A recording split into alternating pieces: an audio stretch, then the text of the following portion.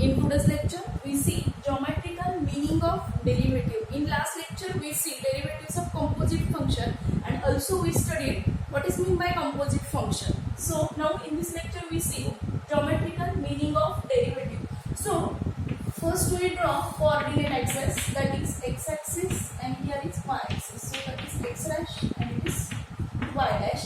If we take any function, consider a function y is equal to f of x, and we draw the curve of this function, that is y is equal to f of x. And if we take any point in this curve and if we draw the line through the point, if we draw the line through this point, which is called as a tangent,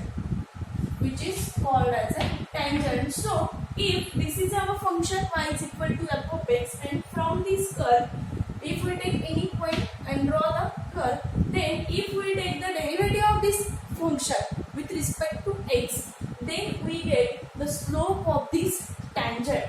If our curve is y is equal to f of x, and then we differentiate this curve dy upon dx, which is equal to f dash of x, then this dy by dx is called as a slope of the tangent.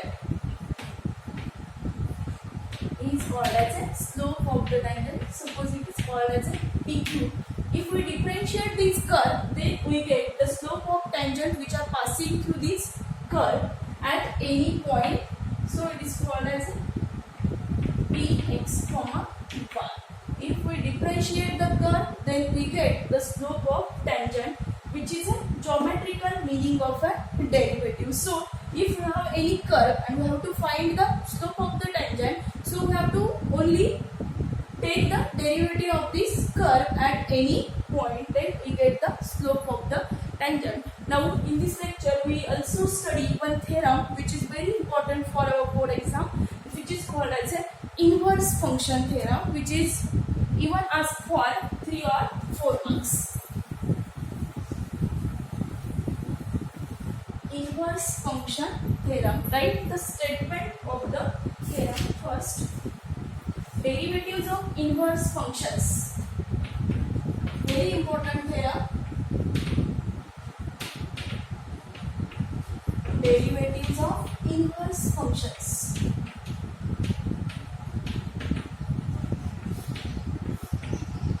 So first we write a statement.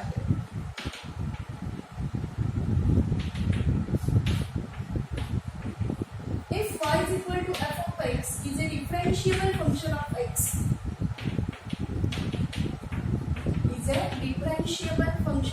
such that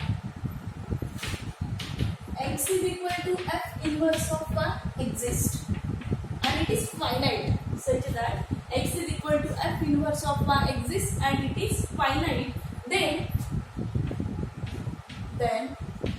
x is a differentiable function of y.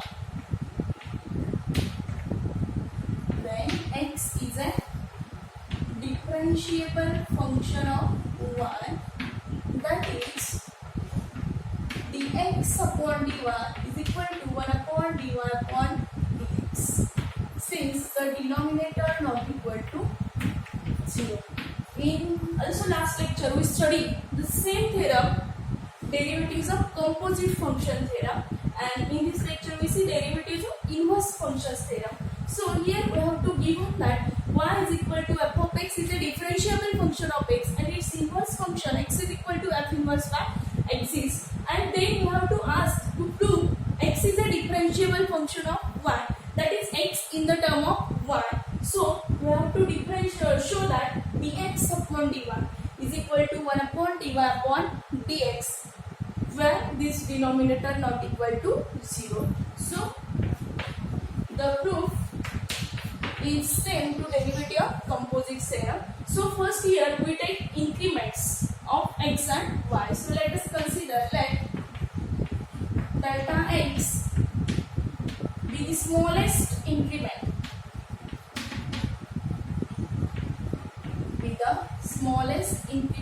in x. Also delta y be the corresponding increment in y.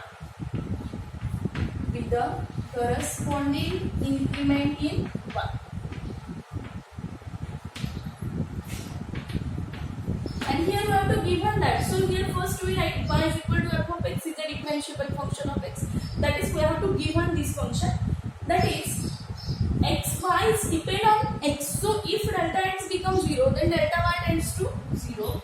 As delta x tends to 0, then delta y tends to 0. Now here we have to consider an incrementary ratio.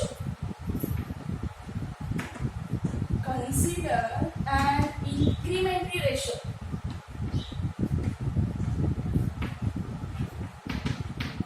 That is delta x upon delta y into delta y upon delta x, which is equal to 1. We write here delta x upon delta y, this product is equal to 1. So we take delta x upon delta y is equal to 1 divided by delta y upon delta x. Here we get delta x upon delta y is equal to 1 upon delta y upon delta x. Now we take limit as delta x tends to 0 on both sides. So taking limit delta x tends to 0 on both sides. Take limit delta x tends to 0 on these both sides. Therefore we take limit delta x tends to 0, delta x upon delta y is equal to 1 upon delta y upon delta x. Therefore, limit delta x tends to 0, delta x, here denominator is delta y. So, here we write as delta x tends to 0, then delta y also tends to 0. So, we take the limit here. Limit delta x tends to 0, so in the denominator delta y, so here we write delta y tends to 0 is equal to 1 upon limit delta x tends to 0, delta y upon delta x. Say equation number 1. But here we have given that y is equal to f of x is a differentiable function of x. Therefore its limit is exists and it is finite. So right, since y is equal to f of x is a differentiable function of x. Therefore, limit delta x tends to 0, delta y upon delta x is equal to dy upon dx exists. If y is a function of x, then its limit with respect to x is exists and also it is finite. Therefore, RHS of equation 1 becomes. Therefore, RHS of equation 1 becomes limit delta y tends to 0, delta x upon delta y is equal to 1 upon dy divided by dx. Now here, as RHS of 1 exists and it is finite, therefore its LHS also exists and hence it is finite. Therefore right here,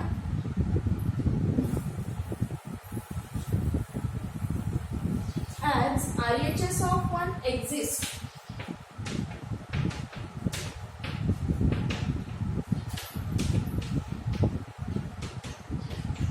therefore LHS also exists. Therefore LHS of equation 1 also exists. That is limit delta y tends to 0, delta x upon delta y, which is equal to dx upon dy. Therefore our equation 1 becomes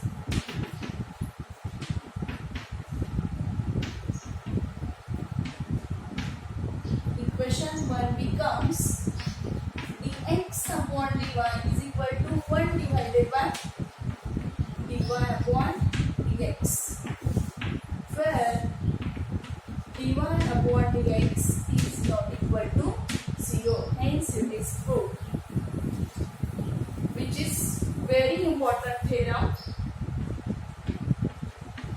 If you have to ask only theorem to prove, then it is for 3 marks, and if you have to ask the theorem with one example, then the example is asking for 4 marks. So we have to prove the theorem like this. So first we have to take increment, then take an incrementary ratio.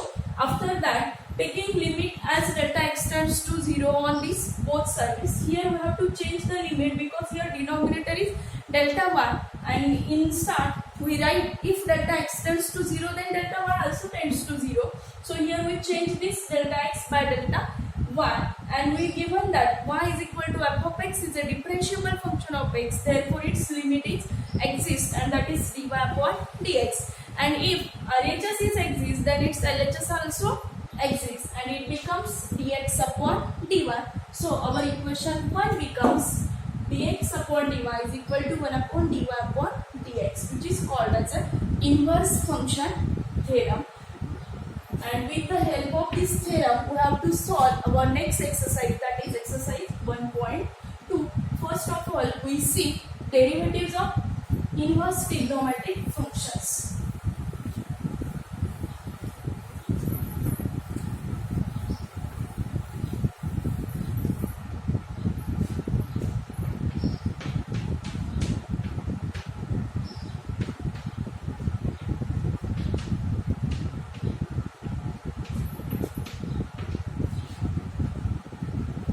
Derivatives of inverse trigonometric function. So first one, y is equal to sine inverse x, where range of x is given here.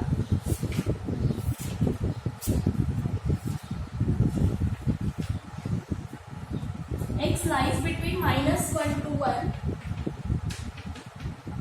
and y lies between -pi/2 to +pi/2. Then show that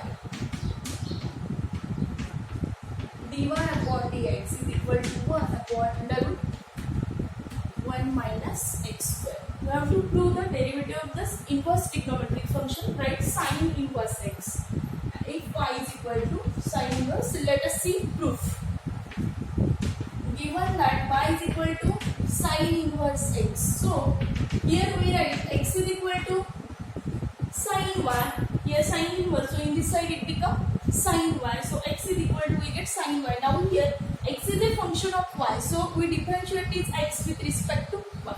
Differentiate with respect to y, that is derivative of x with respect to y is dx upon dy is equal to, what is derivative of sine y, that is cos y.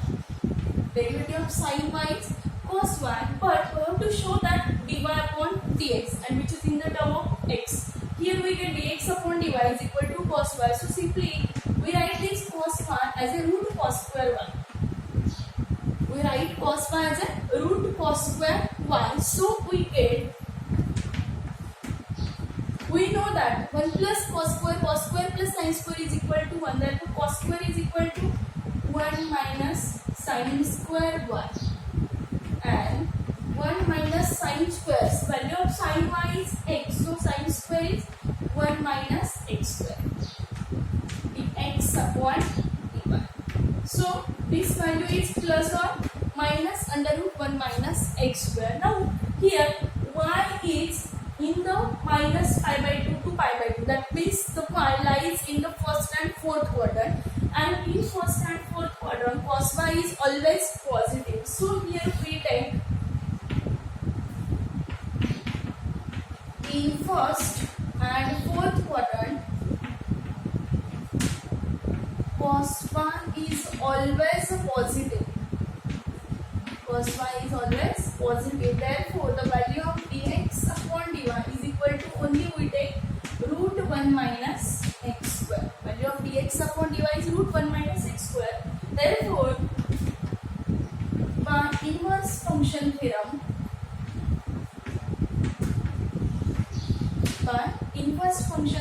we write dy upon dx is equal to 1 upon dx upon dy. Therefore, dy upon dx is equal to 1 upon under root 1 minus x square. 1 upon under root 1 minus x square. So, if we get y is equal to sine inverse x, then the value of dy by dx is 1 upon under root 1 minus x square. So this is the derivative of sine inverse x. Simply we should try to find the derivative of y is equal to cos inverse x. We should try to find the derivative of y is equal to cos inverse x. If we given that y is equal to cos inverse x, then show that d1 upon dx is equal to minus 1 upon under root 1 minus x square. So this is left for an exercise. Left for an exercise. So we will solve. Now third one, y is equal to tan inverse x. Y is equal to tan inverse x, where x belongs to R.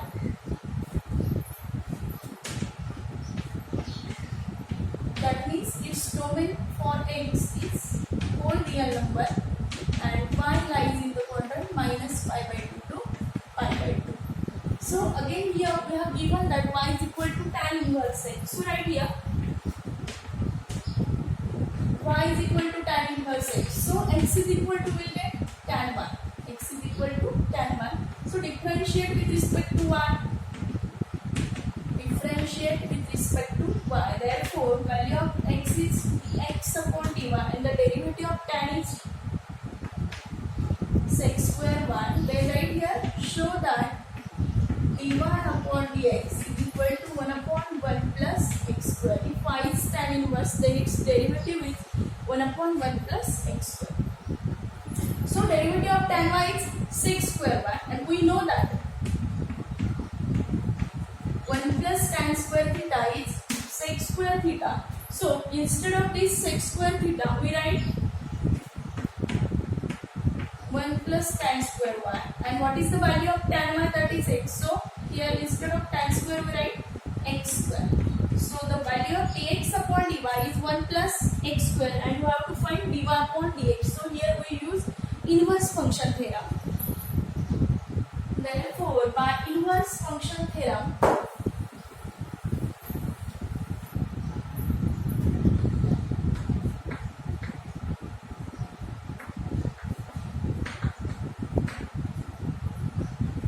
dy upon dx is equal to 1 upon dx upon dy. Therefore, dy upon dx is equal to 1 upon value of dx upon dy is 1 plus x square, which is the derivative of tan inverse x. Now similar derivative you should try. If y is equal to cot inverse x, then show that dy upon dx is equal to minus 1 upon 1 plus x square. If y is cot inverse, then its derivative is minus 1 upon 1 plus x square. Derivative of tan inverse is positive and derivative of cot inverse is negative. Now next one, fifth one is there. Y is equal to sec inverse x.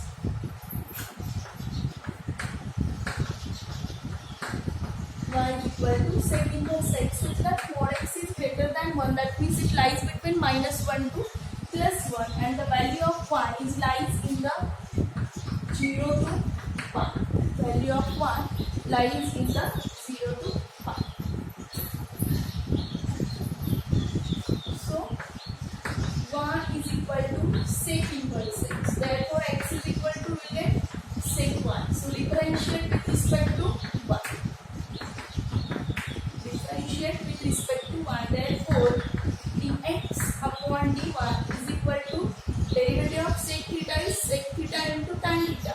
So derivative of sec y is sec y into tan y. Here we know the value of sec y, so write this sec y as it is into again this tan y is write as under root tan square y. Tan y is write as tan square y. So value of sec y is x into again this tan square we write as sec square minus 1. Sec square x minus 1. Since 1 plus tan square is sec square theta. So x into under root x square minus 1. This is value of dx of dy. Now here the range is lies between 0 to pi. That means it lies in the first and second quadrant. And in first quadrant, sec and tan both are positive. Therefore, this value is positive. In first quadrant, both sec and tan are positive. Hence, the value of sec into tan is positive. And in second quadrant, both sec y is negative and tan y negative. So, sec y negative, tan y negative. That means both becomes it positive. So, in first and in second quadrant, the value of sec y into tan y is positive. So, here we take value of dx upon dy is plus x into under root x square minus 1. So, again by using inverse function theorem, dy upon dx is equal to 1 upon dx upon dy, that is 1 upon x into root x square minus 1. So, derivative of sec inverse x is we get 1 upon x under root x square minus 1. So, another one exercise. If y is equal to cosec inverse x, then show that dy upon dx is equal to minus 1 upon x into under root x square minus 1. And so first I will give to y is equal to cos inverse x, then we have to show that dy upon dx is minus 1 upon under root 1 minus x square. This is left for an exercise. You should try this and find the derivative of these three functions. Here I am giving you the derivative of this function. You have to prove this. So now we prepare the table for this trigonometric function. These formulas are very important. So prepare the table for derivatives of inverse trigonometric functions.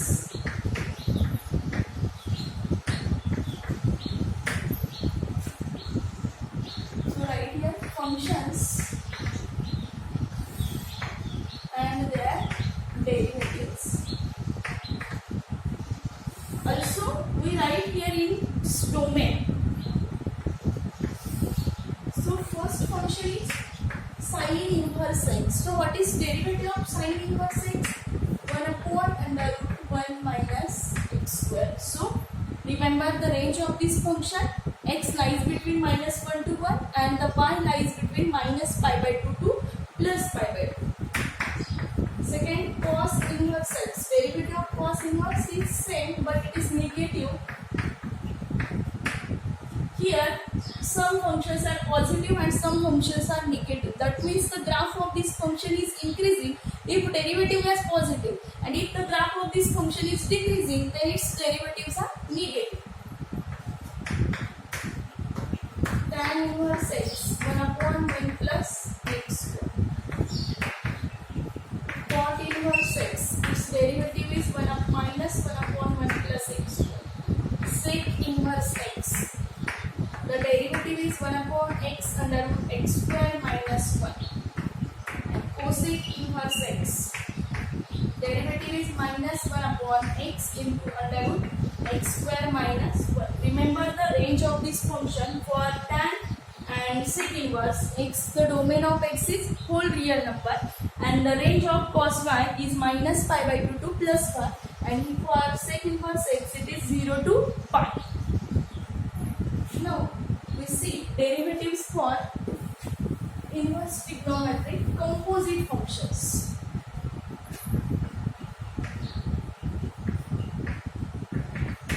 For composite functions, so derivative of sin inverse f of x. Derivatives of sin inverse f of x. What is derivative of sin inverse? So instead of only x, we have to write f of x. 1 upon under root 1 minus f of x square into, if here function, then we have to multiply the derivative of this function. Second, cos inverse f of x. Then the derivative of this cos inverse f is 1 minus f of x square into multiply the derivative of the function. Third one, tan inverse f of x. Then the derivative is 1 upon 1 plus f of x square into f dash of x. Fourth one, cot inverse f of x. Derivative is minus 1 upon 1 plus f of x square into f dash of x. Next one, sec inverse f of x. Then the derivative of sec inverse f of x, there is no difference. Only we have to use f of x instead of x. F of x into under root f of x square minus 1 into f dash of x. And last one, cosec inverse f of x is equal to minus 1 upon f of x into under root f of x square minus 1 into write the derivative of this function f of x, it's f dash of x. Now we see some formulae for inverse functions.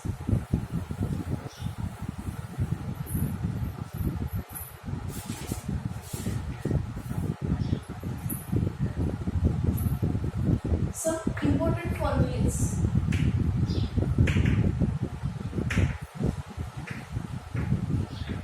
Which are very helpful to solve our exercise 1.2.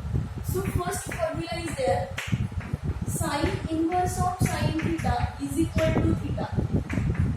That means cos inverse of cos theta is equal to theta. Tan inverse of tan theta is equal to also theta. Cot inverse of cot theta is also theta. Sec inverse of sec theta is equal to theta.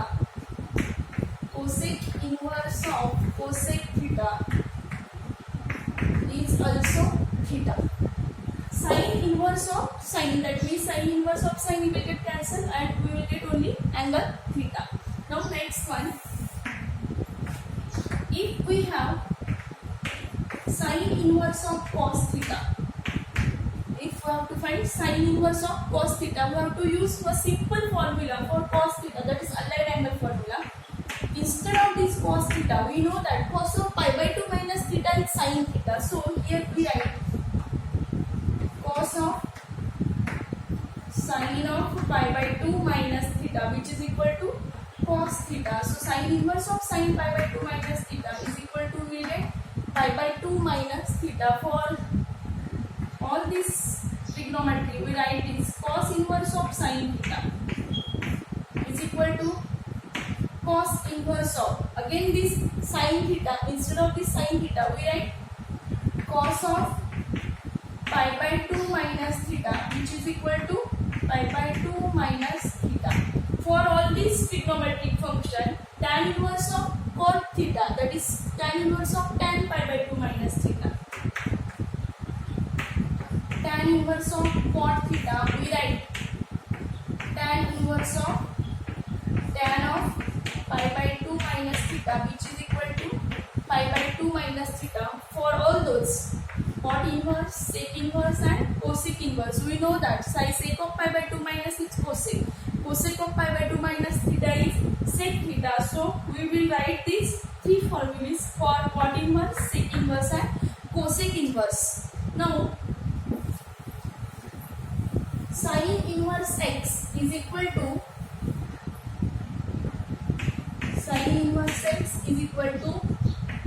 cosec inverse of 1 upon x. Sin inverse x we can write as a cosec inverse of 1 upon x. Cos inverse we write as